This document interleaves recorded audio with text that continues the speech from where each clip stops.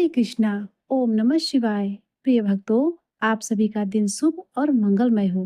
प्रिय भक्तों, पुरुषोत्तम मास के 10वें अध्याय की पावन कथा की शुरुआत करने से पूर्व आइए हम सब मिलकर भगवान के एक परम भक्त के उस चरित्र का रसपान करते हैं जो हमें भक्ति के असली मर्म से परिचित कराता है। अक्सर हमारे मन में ये संशय रहता है कि भगवान की प्राप्ति के लिए बहुत पढ़े लिखे होने की कठिन जप तप करने या बड़े बड़े अनुष्ठान की आवश्यकता होती है। परंतु आज की यह कथा हमारे इस भ्रम को दूर कर देगी। यह कहानी हमें बताती है कि संसार में सबसे बड़ी शक्ति केवल और केवल सरल हृदय की निष्ठा और गुरु के वचनों पर अडिग विश्वास है। जब कोई जीव बिना किसी कपट के अपने प्राणों की बाजी लगाकर भी गुरु की आज्ञा का पालन करता है, तो सृष्टि के नियंता को भी उसके सामने झुकना ही पड़ता है। तो आइए प्रिय भक्तों, हृदय में इसी पावन भाव को धारण कर इस परम कल्याणकारी कहानी का रसपान करते हैं। एक समय की बात है, एक गांव में गोपाल नाम का एक चरवाहा रहता था। वह पूर्णतः निरक्षर था।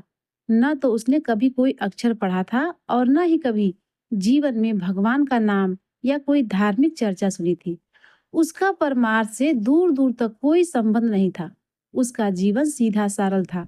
सैकड़ों लोगों की गायों को लेकर जंगल जाना, उन्हें चराना और शाम को लौट आना। बदले में गांव वाले उसके परिवार के भरण पोषण के लिए अन्न और आवश्यक सामग्री उसके घर भिजवा देते थे।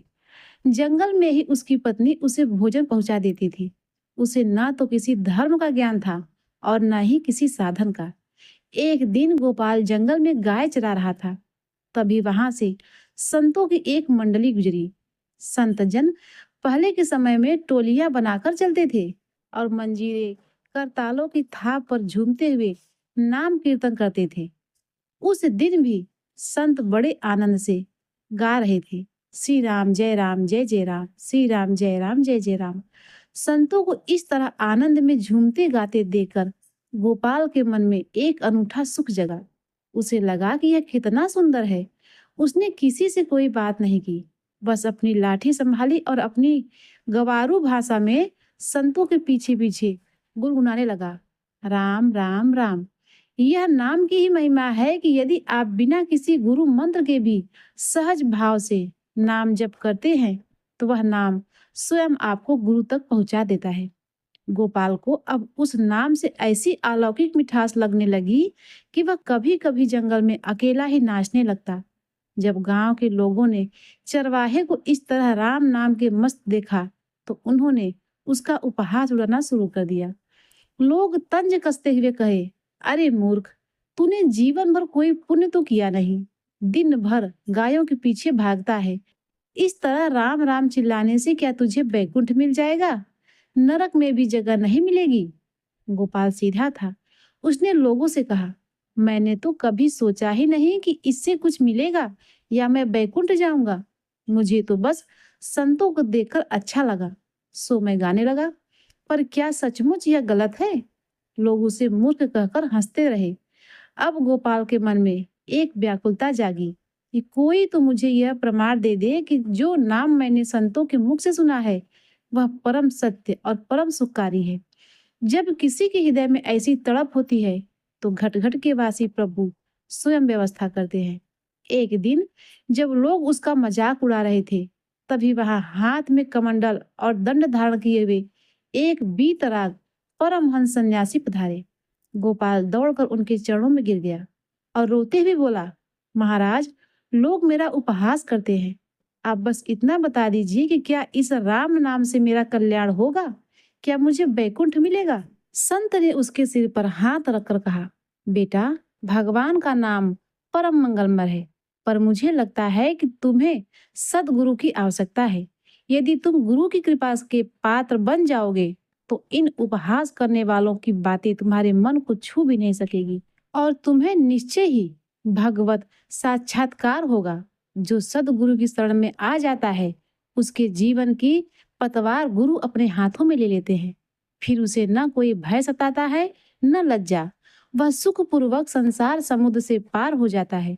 तू एकांत में बैठकर रो और उस परमात्मा से प्रार्थना कर। तेरे भाव देखकर तुझे सदगुरु अवश्य मिलेंगे। संत अपनी राह चले गए। अब गोपाल को संत की बात पर पूरा विश्वास हो गया।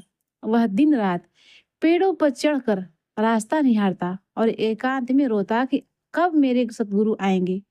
बहुत समय बीत गया, पर उसका भरोसा नहीं टूटा। और एक दिन सामने से एक परम तेजस्वी महात्मा तीव्र गति से आते हुए दिखाई दिए। उन्हें देखते ही गोपाल के भीतर एक सात्विक बिजली सी दौड़ गई। आंखों से आंसुओं की धारा बहने लगी। वह समझ गया, यही मेरे सतगुरु हैं। गोपाल चरणों में लौट गया और आतुर आवाज में बोला, प्रभु, मुझे इस भव सागर से पार करने वाला गुरु मंत्र दीजिए। महात्मा ने कहा, ऐसे राह चलते दीक्षा नहीं दी जाती। जा, पहले स्नान करके आ, फिर एकांत में बैठकर उपदेश देंगे। गोपाल भागा भागा गया और स्नान करके लौट आया। सदगुरु ने पेड़ के नीचे बैठकर कहा, दीक्षा के कुछ नियम और शर्तें होती हैं। गोपाल ने हाथ जोड़कर कहा, महाराज, मैं जंगली आदमी हूँ, गंवार हूँ, न नियम जानू न व्रत उपवास। मुझसे बहुत बातें नहीं सधेगी।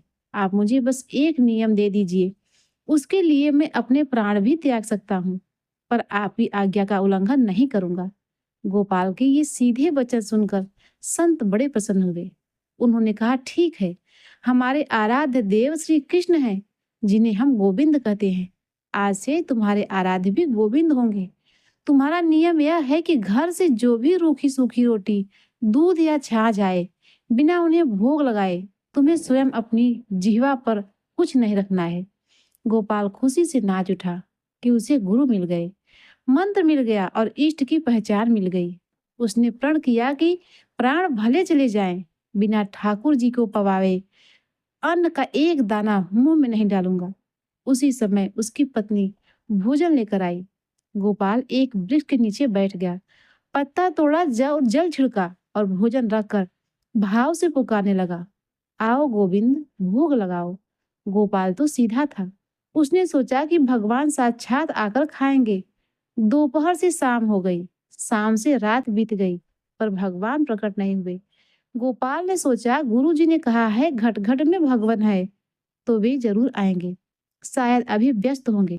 पर नियम के पक्के गोपाल ने बिना भोग लगे स्वयं कुछ नहीं पाया और वह भोजन गायों को खिलाकर भूखा सो गया। दूसरा दिन आया, तीसरा दिन आया। हर बार गोपाल भोजन सजाता, प्रभु को पुकारता, पर प्रभु नहीं आते। वह भोजन गायों को दे देता। दिन बीतते गए। 5 दिन, 7 दिन भूखे पेट ही वह दिन भर गायों के पीछे पीछे दौड़ता। धीरे धीरे उसका शरीर सूखने लगा, हड्डियां दिखाई देने लगी। गुरु का आदेश था कि अपनी साधना को गुप्त रखना है, इसीलिए उसने अपनी पत्नी या गांव वालों को अपनी इस प्रतिज्ञा के बारे में एक शब्द भी नहीं बताया। दिन बीतते बीतते 18 दिन हो गए, फिर 25 दिन हो गए। गोपाल की आंखें धंस गई, उठने बैठने की शक्ति भी समाप्त हो गई। लोग सोचते कि इसे क्या रोग हो गया है, पर वह कुछ न बोलता। 27वां दिन आ गया। आज गोपाल में पत्ता तोड़ने या जल छिड़कने की भी सामर्थ्य नहीं थी। जिस पात्र में पत्नी भोजन लाई थी, उसे देखकर गोपाल ने लेटे लेटे ही अंतरात्मा से पुकारा, प्रभु, मुझे पता है मैं अधम हूँ, मुझे जैसे कि पास आप क्यों आएंगे, पर मैं अपने गुरुदेव के वचनों को झूठा नहीं होने दूंगा। अब या तो आप यहीं आकर पालो या फिर अपने लोक में ले जाकर ही मुझे खिलाना। मैं गुरु की आज्ञा नहीं तोड़ूंगा। अनंत जन्मों का पाप ताप उस 27 दिनों की भूख की आग में भस्म हो चुका था।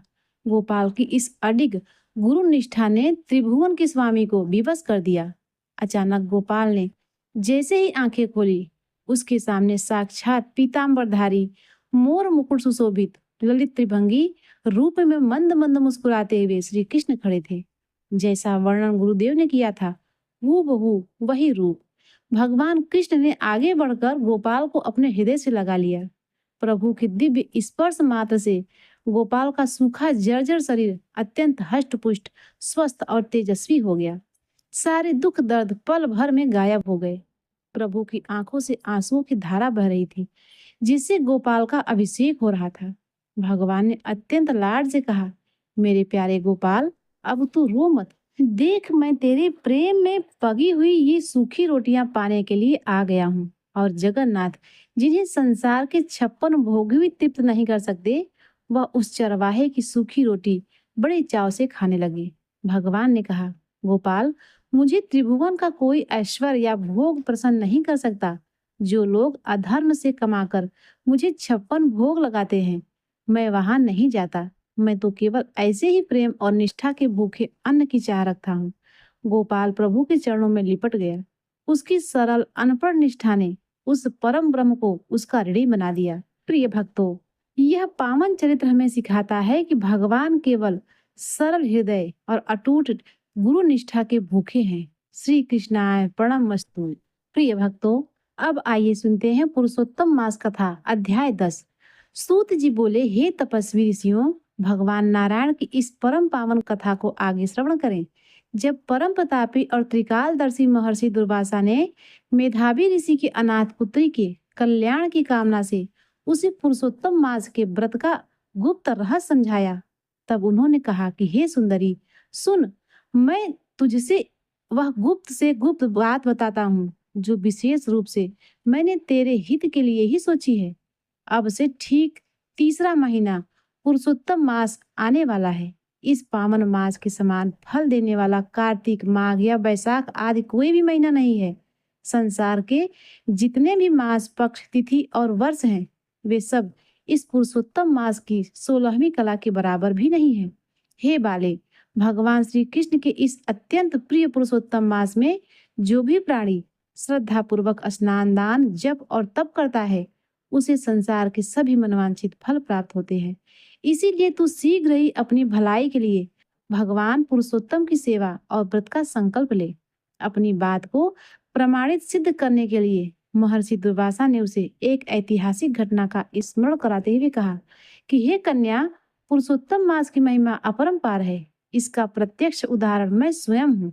एक समय जब मैं परम वैष्णव राजा अम्बरीश पर कुपित हो गया था, तब मैंने उन्हें भस्म करने के लिए अपनी जटा से एक भयानक कृत्या उत्पन्न करके छोड़ी थी। परंतु भक्त वत्सल भगवान श्री हरि ने अपने भक्त की रक्षा के लिए तुरंत अपना सुदर्शन चक्र भेज दिया। उस चक्र ने न केवल मेरी कृत्या को भस्म किया, बल्कि वह जलती हुई आग के समान मुझे ही भस्म करने के लिए मेरे पीछे पीछे चल पड़ा। मैं अपनी रक्षा के लिए तीनों लोकों में भटकता, परंतु वह सुदर्शन चक्र जो संपूर्ण त्रिलोकी को भस्म करने की शक्ति रखता है, मेरा पीछा करता रहा। अंततः भगवान की कृपा और पूर्व ने किए हुए मेरे पुरुषोत्तम मास के व्रत के प्रभाव से ही वह चक्र शांत हुआ और वापस लौट गया। जब उस चक्र में मेरा बाल भी बांका नहीं हुआ, तो मुझे स्वयं बहुत आश्चर्य हुआ। इस महान चमत्कार और अनुभव के आधार पर ही मैं तुझसे कहता हूँ कि तू श्री कृष्ण के प्रिय पुरुषोत्तम भगवान का भजन कर। ऐसा कहकर मुनिराज दुर्वासा उस मुनि कन्या का मुख देखने लगे और चुप हो गए। महामुनि दुर्वासा के ऐ परम कल्याणकारी वचन सुनकर भी होनहार के बस में होने के कारण उस मूढ़ और चंचल बुद्धि वाली सती बाला ने मन में भयंकर क्रोध उत्पन्न हो गया। उसने मुनि श्रेष्ठ उपदेश को स्वीकार करने के बजाय अहंकारवश उनसे तर्क वितर्क करना आरंभ कर दिया। वह क्रोध में भरकर बोली कि हे ब्राह्मण, आपका यह कथन मुझको तनिक भी अच्छा नहीं लगा। आप ज्ञानियों में श्रेष्ठ होकर भी कैसी बातें कर रहे हैं? आप यह बताइए कि माघ आदि पवित्र मास कैसे थोड़ा फल देने वाले हो गए और देवताओं का प्रिय कार्तिक मास उनसे कम कैसे हो गया? क्या बैसाख मास मनुष्यों को उनका इच्छित फल नहीं देता? क्या सदाशिव के मन और ज्ञान से किए गए सेवन से फल की प्राप्ति नहीं होती? इस पृथ्वी पर प्रत्यक्ष देवता सूर्य देव और जगत जननी अंबिका देवी के दर्शन और सेवा से क्या फल नहीं मिलता? क्या प्रथम पूज्य गणेश जी की सेवा से मनुष्यों की इच्छाएं पूरी नहीं होती? आप इन सभी परम फलदायी मासों और व्यतिपात आदि शुभ योगों तथा शिव आदि देवताओं के कथन का उल्लंघन करके एक निंदित मास की बड़ाई कर रहे हैं। क्या आपको ऐसा बोलते हुए लज्जा नहीं आती? मलमास तो शास्त्रों में सब शुभ कर्मों के लिए वर्जित और निंदित माना गया है। हे मुने, जिस मास में सूर्य की संक्रांति ही नहीं होती, जो संपूर्ण मांगलिक कार्यों में से रहित है, उस मलमास को आप सर्वश्रेष्ठ कैसे कह सकते हैं?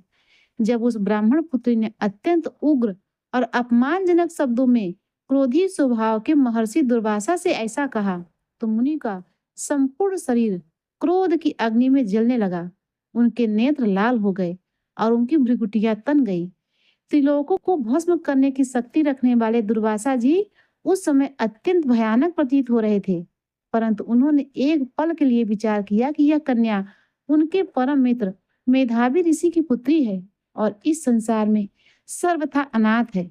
उन्होंने अपने क्रोध को बस में किया और उसे साप नहीं दिया। मुनि ने मन में सोचा कि यह कन्या अत्यंत मूढ़, अल्प आयु और हीन बुद्धि है। यह अपने भले और बुरे को बिल्कुल नहीं जानती। इसके पिता इस संसार में नहीं है। यह पहले से ही अनाथ होने से दुख रूप अग्नि में तप रही है। ऐसे में यदि मैंने इसे कोई उग्र श्राप दे दिया तो यह उसे कैसे सहन करवाएगी। यह सोचकर महर्षि दुर्वासा ने अपने भीतर उमड़ते हुए प्रचंड क्रोध को शांत किया और पूर्णतः स्वस्थ एवं सहज होकर उस मुनि कन्या से बोले, हे बाला, तूने मेरा घोर अपमान किया है, परंतु अपने दिवंगत मित्र की कन्या होने के कारण मैं तुझ पर कुपित नहीं हूँ और न ही मैं तुझे कोई श्राप दे रहा हूँ। तुझे जो अच्छा लगे तू वही कर, किंतु मैं त्रिकालदर्शी हूँ, इसीलिए तेरे भविष्य की ओर इंगित करते हुए कुछ सत्य अवश्य कहता हूँ, उसे ध्यान से सुन। तूने अहंकारवश जिस पुरुषोत्तम मास का निरादर और तिरस्कार किया है, उसका कटु फल तुझे इस जन्म में तो नहीं, परंतु अपने अगले जन्म में अवश्य भोगना पड़ेगा। प्रारब्ध को कोई बदल नहीं सकता। अब मैं यहाँ से नर नारायण के पवित्र स्थान की ओर प्रस्थान करता हूँ। तेरा कल्याण हो। संसार में जो भी शुभ या अशुभ होने वाला होता है, वह तो होकर ही रहता है। उसे विधाता भी दूर नहीं कर सकते। ऐसा कहकर महाक्रोधी किंतु दयालु तपस्वी मुनि क्षण भर में वहां से चले गए। मुनि दुर्वासा के जाते ही साक्षात भगवान के स्वरूप पुरुषोत्तम मास के अनादर के प्रभाव से वह सुंदर कन्या उसी क्षण कांतिहीन हो गई। उसका तेज नष्ट हो गया और उसका मन अशांत हो गया। तब उसने मन में विचार किया कि मुनि दुर्वासा तो चले गए, अब मैं तत्काल फल देने वाले माता पार्वती के पति और देवों के देव महादेव शिव शंकर की आराधना करूंगी। सूत जी बोले, हे ऋषियों, मेधावी ऋषि की पुत्री ने अपने मन में ऐसा हठ पूर्वक निश्चय किया और अपने आश्रम में जाकर अत्यंत कठिन तपस्या करने के लिए तैयार हो गई। वह कन्या प्रारब्ध में वश में होकर परम ज्ञानी मुनि के कल्याणकारी वचनों को त्याग कर संसार में अनंत फल देने वाले साक्षात भगवान विष्णु और सावित्री के पति ब्रह्मा जी की सेवा को छोड़कर केवल भगवान आशुतोष शंकर को प्रसन्न करने के लिए घोर तप में लीन हो गई। प्रिय भक्तों, यहीं पर यह पुरुषोत्तम मास महात्म का 10वां अध्याय पूर्ण होता है। तो एक बार बोलिए पुरुषोत्तम भगवान की जय। प्रिय भक्तों, अब आइए सुनते हैं श्रीमद् भागवत कथा का आज का अध्याय। श्री सुखदेव जी बोले, हे राजा परीक्षित, परम ज्ञानी मैत्रेय जी के मुख से यह परम पवित्र कथा सुनकर महात्मा विदुर जी के मन में भगवान की लीलाओं के प्रति प्रेम और अधिक बढ़ गया। उन्होंने हाथ जोड़कर मुनि से आगे का वृत्तांत पूछा। विदुर जी ने कहा, हे मुनिश्रेष्ठ, स्वयंभू मनु और उनकी पत्नी शतरूपा ने जन्म लेने के बाद क्या किया? वे राजाओं के आदिराज और भगवान विष्णु के परम भक्त थे। उनके पवित्र चरित्र को सुनने में मेरी गहरी श्रद्धा है। विद्वानों का मत है कि जीवन में शास्त्रों का अध्ययन करने का सबसे बड़ा फल यही है कि मनुष्य का मन भगवान के चरणों में लग जाए और वह उनके भक्तों के गुणों का गान सुने। श्री सुखदेव जी कहते हैं, हे राजन, विदुर जी भगवान श्री हरि के परम भक्त थे। जब उन्होंने इस प्रकार विनय पूर्वक कथा सुनने की इच्छा प्रकट की, तब मुनिवर मैत्रेय जी का रोम रोम प्रसन्नता से खिल उठा और वे आगे की कथा सुनाने लगे। श्री मैत्रेय जी बोले, हे विदुर जी, स्वयंभू मनु ने अपनी पत्नी शतरूपा के साथ प्रकट होने के बाद बहुत ही विनम्र भाव से ब्रह्मा जी से कहा कि हे भगवान, आप ही समस्त जीवों के जन्मदाता और पिता हैं। आप हमें आज्ञा दीजिए कि हम आपकी संतान के रूप में ऐसा कौन सा कर्म करें जिससे आपकी सेवा हो सके और इस संसार में हमारी कीर्ति हो। मनु की निष्कपट और आदरपूर्ण बातें सुनकर ब्रह्मा जी अत्यंत प्रसन्न हुए। उन्होंने कहा, हे पुत्र, तुम दोनों का कल्याण हो। एक पुत्र को अपने पिता की आज्ञा का इसी प्रकार बिना किसी ईर्ष्या के पालन करना चाहिए। तुम अपनी पत्नी शतरूपा से अपने जैसे ही उत्तम संतानें उत्पन्न करो। धर्म पूर्वक इस पृथ्वी का पालन करो और यज्ञों द्वारा भगवान श्री हरि की आराधना करो। जब भगवान नारायण प्रसन्न होते हैं, तभी मनुष्य का जीवन सफल होता है। ब्रह्मा जी की बात सुनकर मनु जी ने कहा, हे पूज्य पितामह, मैं आपकी आज्ञा का पालन अवश्य करूंगा, किंतु इस समय समस्त जीवों के रहने का स्थान यह पृथ्वी प्रलय के अथाह जल में डूबी हुई है और रसातल में चली गई है। इसीलिए आप सबसे पहले इस पृथ्वी देवी के उद्धार का कोई उपाय कीजिए। मनु जी की बात सुनकर ब्रह्मा जी बड़ी चिंता में पड़ गए। वे बहुत देर तक सोचते रहे कि पृथ्वी को जल से बाहर कैसे निकाला जाए। उन्होंने मन ही मन भगवान श्री हरि का स्मरण किया, जिनके संकल्प से मेरा जन्म सफल हुआ। वे सर्वशक्तिमान प्रभु ही अब इस संकट को दूर करेंगे। हे विदुर जी, जब ब्रह्मा जी इस प्रकार विचार कर रहे थे, तभी अचानक उनके नाक के छिद्र से अंगूठे के आकार का एक छोटा सा बाराह यानी सुअर का बच्चा प्रकट हुआ। देखते ही देखते वह वाराह शिशु आकार में खड़ा हो गया और पल भर में एक विशाल हाथी के बराबर बड़ा हो गया। इस अद्भुत और विशाल रूप को देखकर ब्रह्मा जी, मरीचि आदि ऋषि और मनु जी अचंभे में पड़ गए। वे सोचने लगे कि सूकर के रूप में यह कौन सा दिव्य प्राणी प्रकट हुआ है, जो देखते ही देखते पर्वत के समान बड़ा हो गया। अवश्य यह यज्ञ मूर्ति भगवान श्री हरि की कोई लीला है। अभी वे सब सोच ही रहे थे कि पर्वत के समान विशालकाय वाराह भगवान ने बादलों की गड़गड़ाहट जैसी भयंकर गर्जना की। उनकी उस गर्जना से चारों दिशाएं गूंज उठी और सभी ऋषियों का भय दूर हो गया। जनलोक, तपलोक और सत्यलोक में रहने वाले मुनिगण वेदों में पवित्र मंत्रों से उनकी स्तुति करने लगे। ऋषियों की स्तुति से प्रसन्न होकर भगवान वाराह ने अपनी पूंछ उठाई, गर्दन के बालों को झटका और अपनी चमकीली आंखों से ऋषियों पर कृपा दृष्टि डालते हुए समुद्र के जल में छलांग लगा दी। जैसे ही उनका वज्र के समान कठोर शरीर समुद्र में गिरा, जल की विशाल लहरें आकाश छूने लगी और समुद्र आर्तनाद करने लगा। वाराह भगवान अपने तीखे खुरों से जल को चीरते हुए समुद्र की अगाध गहराई में उतर गए। रसातल में पहुंचकर उन्होंने संपूर्ण जीवों को आश्रय देने वाली पृथ्वी देवी को देखा। जब भगवान पृथ्वी को अपने दाढ़ों पर उठाकर जल से ऊपर ला रहे थे, तब मार्ग में महापराक्रमी राक्षस हिरण्याक्ष ने उन पर गदा से आक्रमण कर दिया। वाराह भगवान ने अत्यंत क्रोधित होकर उस भयंकर राक्षस को खेल ही खेल में इस प्रकार मार डाला जैसे कोई सिंह किसी हाथी का वध कर देता है। इसके बाद अपने सफेद दांतों की नोक पर पृथ्वी को धारण किए हुए नील वर्ण वाला भगवान जल से बाहर निकले। उन्हें देखकर ब्रह्मा जी और अन्य ऋषियों ने हाथ जोड़कर उनकी दिव्य स्तुति की। ऋषियों ने कहा, हे प्रभु, आपकी जय हो। आप साक्षात यज्ञ पुरुष हैं। दुराचारियों को आपके इस परम पावन रूप के दर्शन नहीं हो सकते। आपकी दाढ़ की नोक पर रखी हुई यह पृथ्वी ऐसी सुंदर लग रही है जैसे कोई गजराज अपने दांतों पर कमल का फूल धारण किए हुए हो। हे जगत के पिता, आप चराचर जीवों के सुख के लिए इस पृथ्वी को जल के ऊपर स्थापित कीजिए। श्री मैत्रेय जी कहते हैं, हे विदुर जी, ऋषियों की इस प्रकार स्तुति करने पर भगवान वाराह ने अपने खुरों से जल को थाम कर उस पर पृथ्वी को सुरक्षित स्थापित कर दिया।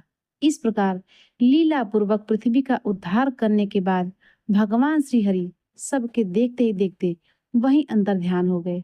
श्री सुखदेव जी बोले, हे राजा परीक्षित, भगवान विष्णु के 12 अवतार की कथा को मैत्रेय जी के मुख से सुनकर परम भक्त विदुर जी तृप्त नहीं हुए। उनके मन में कथा सुनने की लालसा और बढ़ गई। इसीलिए उन्होंने हाथ जोड़कर मुनि से फिर पूछा। विदुर जी ने कहा, हे मुनिश्रेष्ठ, आपने अभी बताया कि भगवान यज्ञ मूर्ति ने राक्षस राज हिरण्याक्ष का वध किया था। हे ब्राह्मण, जब भगवान लीला पूर्वक अपने दाढ़ों पर रखकर पृथ्वी को जल से बाहर निकाल रहे थे, उस समय दैत्यराज हिरण्याक्ष से उनकी मुठभेड़ किस कारण हुई? कृपा करके मुझे यह प्रसंग विस्तार से सुनाइए। मैत्रेय जी बोले, हे विदुर जी, तुम्हारा यह प्रश्न बहुत ही सुंदर है, क्योंकि तुम साक्षात भगवान श्री हरि की अवतार कथा के विषय में पूछ रहे हो, जो मनुष्य को मृत्यु के भय से मुक्त करने वाली है। पूर्व काल में जब देवताओं ने ब्रह्मा जी से 12 भगवान और हिरण्याक्ष के युद्ध के बारे में पूछा था, तब ब्रह्मा जी ने उन्हें यह इतिहास सुनाया था। वही कथा परंपरा से मुझे प्राप्त हुई है, जिसे मैं तुम्हें सुनाता हूँ। एक बार की बात है, प्रजापति दक्ष की पुत्री दिति पुत्र प्राप्ति की इच्छा से काम के वश में हो गई। उन्होंने सूर्यास्त के समय सायंकाल अपने पति महर्षि कश्यप से प्रार्थना की। उस समय कश्यप जी अग्निहोत्री की आहुति देकर यज्ञशाला में भगवान श्री हरि का ध्यान करते हुए बैठे थे। दीति ने अपने पति के पास जाकर अत्यंत व्याकुलता से कहा, हे स्वामी, यह कामदेव एक मतवाले हाथी की तरह मुझ अबला को सता रहा है और आपके लिए मुझे बेचैन कर रहा है। जब मैं अपनी दूसरी सौतों को पुत्रवती और सुखी देखती हूँ, तो मैं ईर्ष्या की आग में जल जाती हूँ। आप मुझ पर कृपा कीजिए। जिन स्त्रियों के गर्भ से आपके जैसा प्रतापी पति पुत्र रूप में जन्म लेता है, वे ही संसार में सम्मानित होती हैं। हमारे पिता दक्ष ने हम 13 बहनों को आपके गुण और स्वभाव के योग्य समझकर आपके हाथ ब्याह दिया था। इसीलिए हे कमल नयन, आप मेरी इच्छा पूर्ण कीजिए, क्योंकि आप जैसे महापुरुषों के पास आकर कोई भी दीन व्यक्ति खाली हाथ नहीं लौटता। हे विदुर जी, दिति काम के वेग से अत्यंत बेबस हो रही थी। उसने जब इस प्रकार दीन होकर प्रार्थना की, तब महर्षि कश्यप ने उसे मधुर वाणी में समझाते हुए कहा, हे भीरु, मैं तुम्हारी इच्छा अवश्य पूरी करूंगा। गृहस्थ आश्रम में पत्नी ही पुरुष के अर्थ, धर्म और काम को सिद्ध करती है। जैसे मनुष्य जहाज पर बैठकर महासागर को पार कर लेता है, वैसे ही पुरुष अपनी पत्नी का आश्रय लेकर इस संसार रूपी दुख के सागर को पार कर जाता है।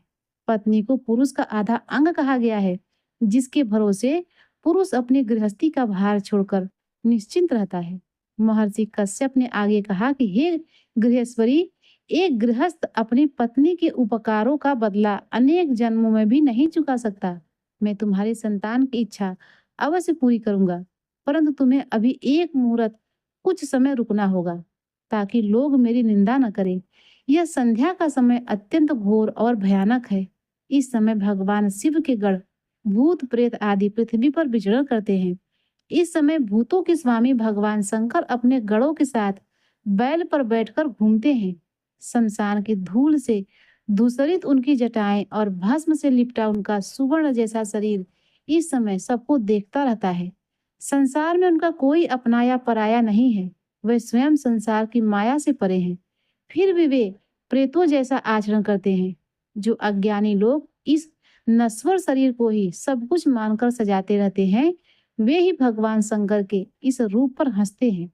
ब्रह्मा जी जैसे लोकपाल भी शिव जी की बनाई मर्यादा का पालन करते हैं।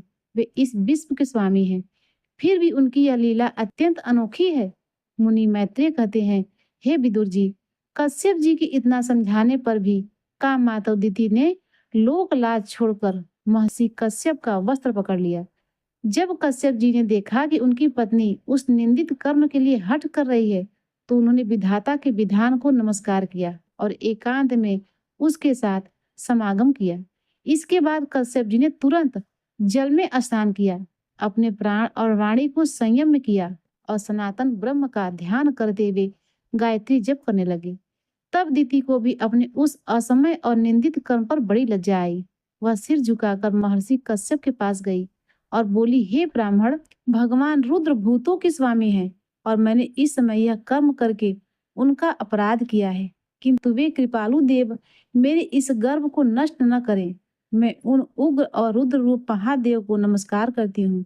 वे सत्पुरुषों के लिए कल्याणकारी हैं और स्त्रियों पर तो शिकारी भी दया करते हैं। फिर वे तो मेरे बहनोई सती के पति हैं, इसीलिए वे मुझ पर प्रसन्न होंगे। श्री मैत्री जी बोली, हे विदुर जी, जब महर्षि कश्यप संध्या वंदन से निवृत्त हुए, तब उन्होंने देखा कि दिति थर थर कांपती हुई अपने गर्भ की रक्षा के लिए प्रार्थना कर रही है। तब कश्यप जी ने उससे कहा कि तुम्हारा चित्त काम वासना से मलिन था, वह समय भी अपवित्र था। तुमने मेरी बात भी नहीं मानी और देवताओं का भी अनादर किया। इसीलिए हे चंडी, तुम्हारी कोख से 2 अत्यंत दुष्ट और अधम पुत्र उत्पन्न होंगे। वे दोनों भाई अपनी क्रूरता से तीनों लोकों को, लोकपालों को रुलाएंगे। जब वो निपराध जीवों और महात्माओं पर अत्याचार करने लगेंगे, तब संपूर्ण लोकों की रक्षा करने वाले साक्षात भगवान श्री हरि क्रोधित होकर अवतार लेंगे और उनका वध करेंगे। यह सुनकर दिति ने कहा, हे स्वामी, मैं भी यही चाहती हूँ कि यदि मेरे पुत्रों का वध हो तो वह साक्षात भगवान विष्णु के सुदर्शन चक्र से ही हो, किसी ब्राह्मण के शाप से न हो, क्योंकि ब्राह्मण के शाप से मरा हुआ जीव जिस भी योनि में जाता है उस पर नरक के जीव भी दया नहीं करते। कश्यप जी ने कहा कि हे देवी, तुमने अपने कर्म पर गहरा पश्चाताप किया है और भगवान विष्णु तथा शिव जी के प्रति आदर प्रकट किया है।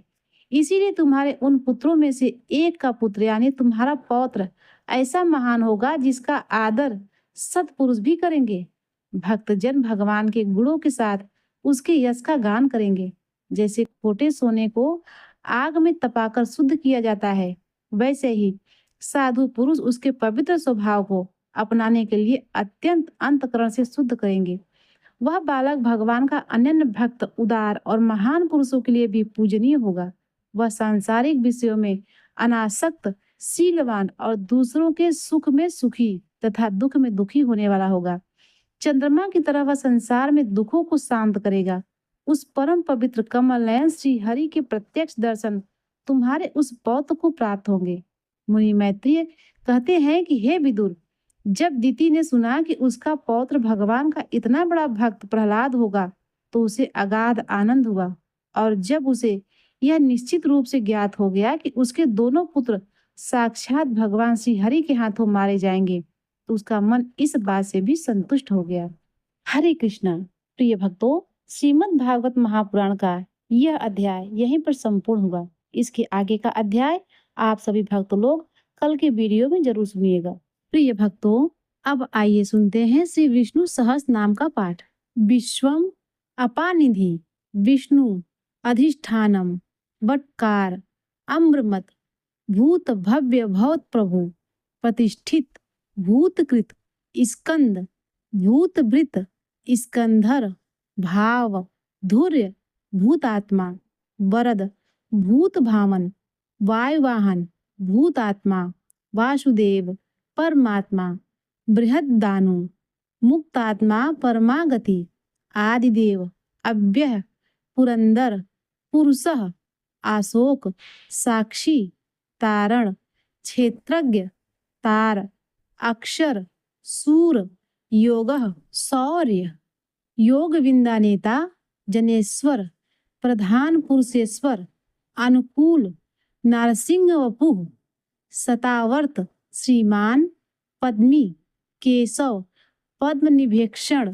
पुरुषोत्तम पद्मनाभ सर्व अरविंदाक्ष सर्व पद्मगर्भ शिव शरीरभृत स्थाणु महार्दी भूतादि रिद्ध नितिरव्यम वृद्धात्मा संभव महाक्ष भावन गरुड़ध्वज भर्ता अतुल प्रभव सरभ प्रभु भीम ईश्वर समयज्ञ स्वयंभू हरिहर शंभु सर्व लक्षण लक्षण आदित्य लक्ष्मीवान पुष्कराक्ष समितिजय महास्वन विक्षर अनाधिनिधन रोहित धाता मार्ग विधाता हेतु धारुत्तम दामोदर अप्रेमेय सह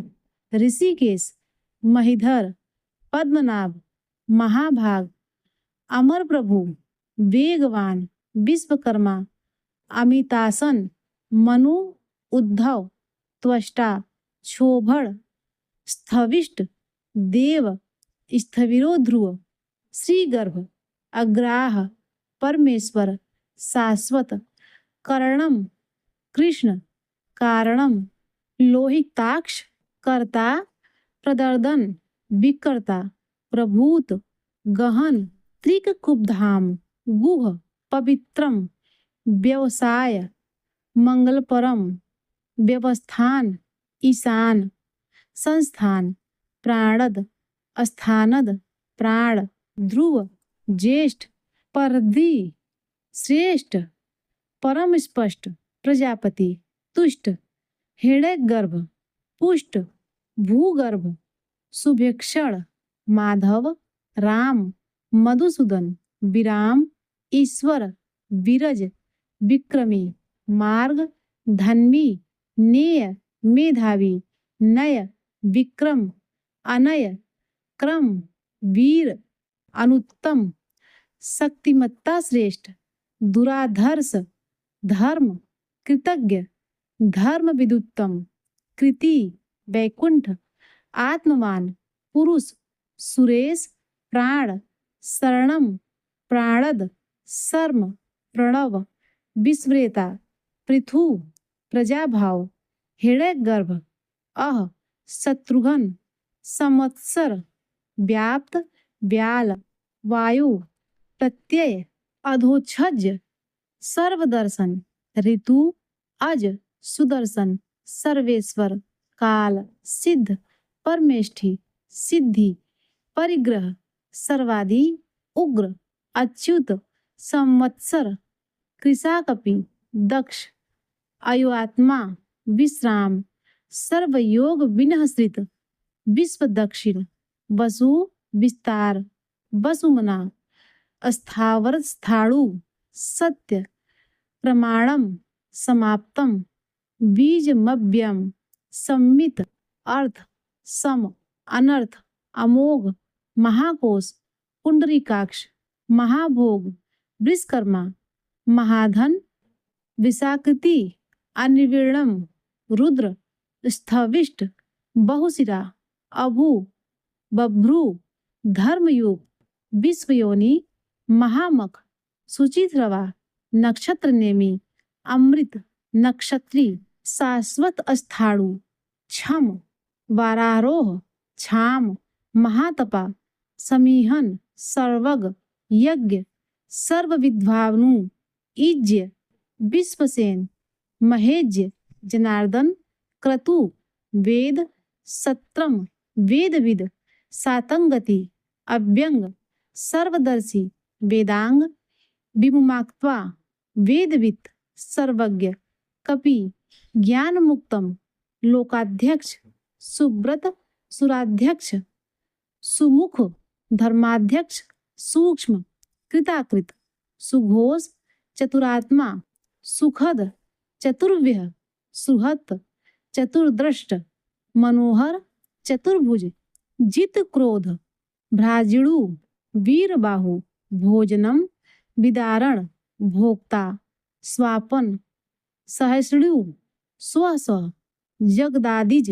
व्यामी, अनघ, नैकात्मा, विजय, नैक कर्मकृत, जेता, वत्सर, विश्वयोनि, वत्सल, पुनर्वसु, वत्सी, उपेंद्र, रत्नगर्भ, वामन, धनेश्वर, प्रांशु, धर्मगुप्त, अमोघ, धर्मकृत, सुचि, धर्मी, ऊर्जित, सत, अतीन्द्र, असत, संग्रह, क्षरम, सर्ग, अक्षरम, धृत्मा, अभिज्ञाता, नियम, सहस्त्रांशु, यम, विधाता, वेद्य, कृतलक्षण, वैद्य, गभ स्त्नेमी, सदा योगी, सत्वस्थ, विराहा, सिंह, माधव, भूत महेश्वर, मधु, आदिदेव, अतीन्द्रिय, महादेव, महामाया, देवेश, महोत्साह,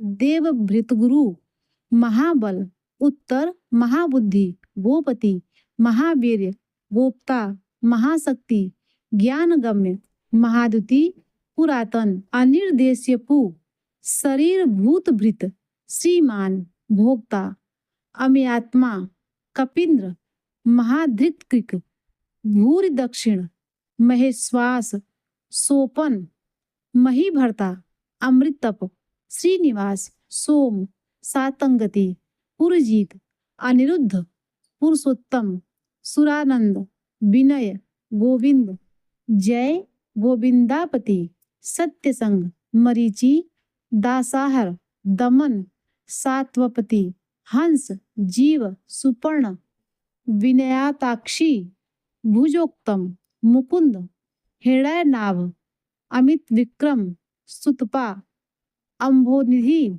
पद्मनाभ, अनंतात्मा, प्रजापति, महोदक्षाय, अमृत्यु, अंतक, सर्वदृक, अज, सिंह, महार, संधाता, स्वभाव्य, संधिमान, जितामित्र, स्थिर, प्रमोदन, अज, आनंद, दूर्मपर्श, नंदन, शास्ता, नंद, विश्वसुता, सत्यधर्मा, सुरारिहा, त्रिविक्रम, गुरु, महर्षि, कपिलाचार्य, गुरुतम, कृत्य, धाम, मोदिनीपति, सत्य, त्रिपद, सत्य पराक्रम, त्रिदशाध्यक्ष, निमिष, महासंज्ञ, अनिमिष, कृतांतकृत, सग्रीवी, महावराह, वाचस्पति, उदारधि, गोविंद, अग्रणी, सुरेश, ग्रामणी, कनागांधी,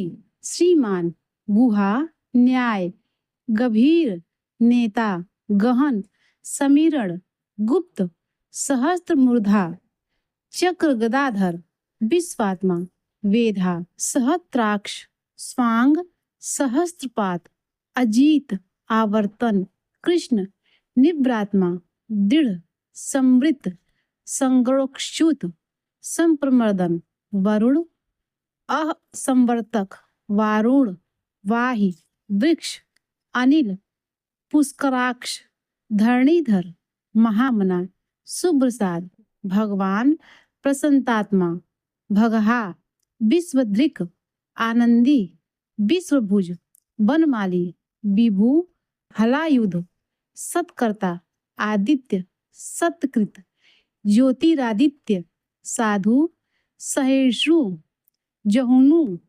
गतिसत्तम, नारायण, सुंधवा, नर, खड्ग परशु, असंख्येय, दारुण, अप्रेमात्मा, द्रविड़ात्प्रद, विशिष्ट, दिव्य स्पृक, विशीकृत, सर्वदिग्व्यास, सूचि, वाचस्पति योजना, सिद्धार्थ, त्रिसामा, सिद्ध संकल्प, सामग, सिद्धिद, साम, सिद्ध साधन, निर्वाणम, बृहाई, वेशजः, वृषभ, विशक, विष्णु, संन्यासकृत, वृषपर्वा, सम, वृषोदर, शांत, वर्धन, निष्ठा, वर्धमान, शांति, विविक्त, परायणम, श्रुतिसागर, शुभांग, सुभुज, शांतिद, धुर्धर, सृष्टा, वाग्मी, कुमुद, महेंद्र, कुवलेशय, वसुद, गोहित, वसु, गोपति, नैक रूप, गोप्ता, बृहद्रूप, वृषभाक्ष, विपिष्ट, वृषप्रिय, प्रकाशन, अनिवर्ती, ओजस, तेजो, द्युतिधर, निर्दात्मा, प्रकाशात्मा, संक्षेपता, प्रपादन, क्षेमकृत, हृद, शिव, स्पाटक्षर, श्रीवत्सवक्षा, मंत्र, श्रीवास, चंद्रासु, श्रीपति, भास्कर दुति, श्रीमांतावर, अमृत, शुद्धव, श्रीद, भानु, श्रीश, ससबिंदु, श्रीनिवास, सुरेश, श्रीनिधि, औषधम, श्री विभावन, जगसेतु, श्रीधर, सत्य धर्म पराक्रम, श्रीकर, भूत भव्य, भवनाथ, श्रेय, भवन, पवन, श्रीमान, पावन, लोकत्रयाश्रय, अनल, स्वच्छ, कमहा, स्वंग, कामकृत, सतानंद, कांत, नंदी, काम, ज्योतिर्गणेश्वर, कामप्रद, बीजात्मा, प्रभु, अविध्यात्मा, युगादिकृत, सत्कीर्ति, युगावर्त, छिन्न संयम, नैकमान, उदीर्ण, महासन, सर्वतक्षु, अदृश्य, अनीश, व्यक्त रूप, शाश्वत स्थिर, सहस्त्रजीत, भूषण, अनंतजीत, भूषण, इष्ट, भूति, अभिष्ट, विशोक, विशिष्ट, शोकनाशक, शिखंडी, अर्चमान, नहुस, अर्चित, वृष, कुंभ, क्रोधहा, विश्वात्मा, क्रोधकृतकर्ता, विशोधन, विश्वबाहु, अनिरुद्ध, महीधर, अपतीरथ, अच्युत, प्रद्युम्न प्रथित अमित विक्रम प्राण काल नेमि निहा प्राणद वीर वासवानुज सौरी वाजसन सूरजनेश्वर श्रृंगी त्रिलोकात्मा जयंत्र त्रिलोकेश सर्वविजयी केशव सुवर्ण बिंदु केसिहा अक्षोभ्य हरि सर्ववागीश्वरेश्वर कामदेव महाहर्द कामपाल महागर्त कामी महाभूत कांत महानिधि कृतागम कुमुद अनिदेश्यपु कुंदर विष्णु कुंद वीर परजन्य अनंत पावन धनंजय अनिल ब्रह्मांड अमृतांश ब्रह्मकृत अमृतवपु ब्रह्मा सर्वज्ञ ब्रह्म सर्वतोमुख ब्रह्म विवर्धन सुलभ ब्रह्मविद सुब्रत ब्राह्मण सिद्ध ब्रह्मी शत्रुजीत ब्रह्मज्ञ शत्रुतापन ब्राह्मण प्रिय न्यायग्रोध महाक्रम उदुम्बर महाकर्मा अश्वत्थ महातेजा चारु रांध्र निपुषूदन महोरग सहस्त्राष्टी महाक्रतु सप्तजिह महायज्वा सप्तैधा महायज्ञ सप्तवाहन महाहवि अमूर्ति स्तव्य अनघ स्तवप्रिय अचिंतनीय स्त्रोतम भयकृत स्तुति भयनाशक स्तोता अणु रणप्रिय बृहद पूर्ण कृष पुरैता स्थूल पुण्य गुणभृत पुण्य कीर्ति निर्गुण अनामय महान मनोजय अघृत तीर्थकर स्वघृत वसुरेता स्वास्यय वसुप्रद प्रांगवस वसुप्रद वंशवर्धन वासुदेव भारप्रीत वसु कथित वसुमना योगी हवि योगीश सद्गति सर्वकामद सत्यकृति आश्रम सत्ता श्रमण सद्भुति क्षाम सत्यपरायण सुपर्ण सूरसेन वायुवाहन यदुश्रेष्ठ धनुर्धर सन्निवास धनुर्वेद सुयामुनि दंड भूतावास दमयिता वासुदेव दम सर्वानुलियन अपराजित अनल सर्वसह दर्पाः नियंता दर्पद अनियम तृप्त अयम दुर्धर सत्यवान अपराजित सात्विक विश्वमूर्ति सत्य महामूर्ति सत्य धर्मपरायण दीप्त मूर्ति अभिप्राय अमूर्तिमान प्रिहार अनेक मूर्ति हर अव्यक्त प्रियकृत सतमूर्ति प्रीतिवर्धन सनातन विहाय सगति एक ज्योति नैक सुरुचि सव हतभुक कह विभु किंग रवि यत विरोचन तत् सूर्य पद्मानुत्तम सविता लोकबंधु रविलोचन लोकनाथ अनंत माधव हतभुक भक्तवत्सल भोक्ता सुवर्णवर्ण सुखद हेमांग नैकज वारांग अग्रज चंदनांगदी अनिविर्ण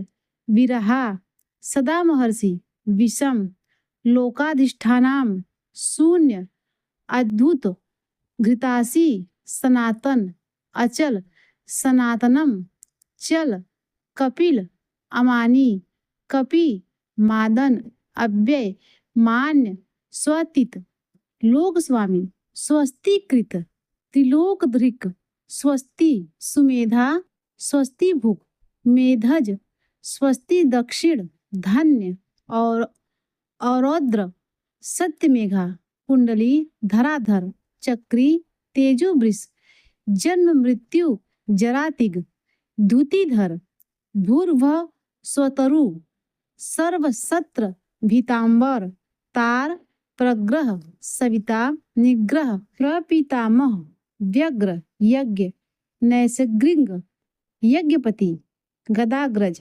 यज्वा, चतुर्मूर्ति, यज्ञांग, चतुर्बाहु, यज्ञवाहन, चतुर्व्यूह, यज्ञभृत, चतुर्गर्ति, यज्ञकृत, चतुरात्मा, यज्ञी, चतुर्भाव, यज्ञभुक, चतुर्वेदित, यज्ञ साधन, एक बात, यज्ञांतकृत, समावर्त, यज्ञ गुहाम, अनिवृत्तात्मा, अन्नम, दुर्जय, अनानंद, दुर्तिक्रम, आत्मयोनि, दुर्लभ, स्वयंजात, दुर्गम, वैखान, दुर्ग, सामगायन, दुरावसा, देवकी नंदन, दुरारिहा, सृष्टा, शुभांग, क्षितिज, लोक सारंग, पापनाशक, सुतंतु, शंखभृत, तंतुवर्धन, नंदकी, इंद्रकर्मा, चक्री, महाकर्मा, सांग धनवा,